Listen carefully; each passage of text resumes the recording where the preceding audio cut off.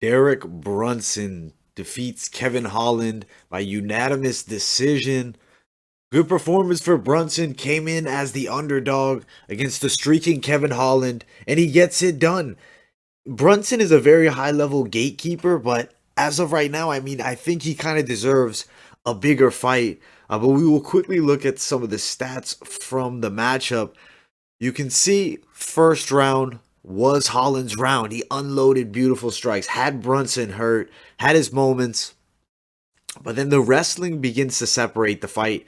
And if you look at control time, 16:55 to 147, it was mostly Derek Brunson landing takedowns, getting on top. Couple moments for Holland throughout the fight, but overall he was in bad positions. He was getting dominated. He wasn't attempting to get up to his feet. I think he got a little bit too comfortable in these bad positions, kind of settled for them, was smacking Derek Brunson, not throwing big shots, talking to him a lot. I think that Kevin Holland is good, but not the best of showings. Had an off night, but I think not necessarily an off night why he lost. I think Derek Brunson just beat him up, got in his head, and was able to beat him here. I guess shut him down. Really, Kevin Holland was shut down here by Derek Brunson. And he didn't have much of an answer to what Brunson could do as far as the grappling goes. On the feet, Kevin Holland's dangerous, and his striking had Brunson hurt. And I think he could have knocked him out if he was able to defend more takedowns, but the takedowns were landing. Derek Brunson puts on a pretty good performance. He calls out Paulo Costa after the fight. I have to say, I don't mind that fight at all. I actually like that matchup. You look at Costa, number 2 in the world right now in the middleweight division, behind Whitaker as a contender, so number 3 technically, Adesanya the champ. I think you go Costa Brunson. If you look, Brunson was 7. He beat Holland.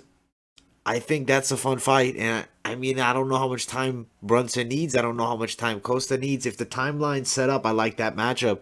Costa Brunson. I think it's a good stern test for Paulo Costa before he's back in that title mix of the top guys. And for Brunson, you beat Paulo Costa. That's a legit win for you. You're beating the number 2 guy in the world. It's a case to be made for being in a title fight, or at least very close to one, and fighting the top guys. And Derek Brunson's a hell of a tough match for a lot of guys. I could see competitive fights between him and some of the top 6, the guys in front of him. I think, Adesanya may be too slick. Robert Whitaker, striking skill may have an edge, but if you look at the other guys, I think there's a lot of competitive matchups for him, and I could see him working his way into a title fight if he's able to get the right fights. Now, for Kevin Holland, where does he go? He was sitting at number 10, loses to number 7. I don't think it will bring him too far back. Might bring him down to 11 behind Weidman. I know Edmund Shabazian is fighting Jack Hermanson. It's a big fight for Shabazian. It's a huge chance if he's able to win that fight. That's definitely going to give him hyper speed forward. This is a massive opportunity. I think Kevin Holland, Chris Weidman, Uriah Hall fighting. Do I think that Holland Weidman is a good matchup? I wouldn't want to see it necessarily. I think hard fight. When you look at the style match, you look what Derek Brunson did with the grappling. Chris Weidman is very tricky and very good control. When he gets you down, he's very good on top.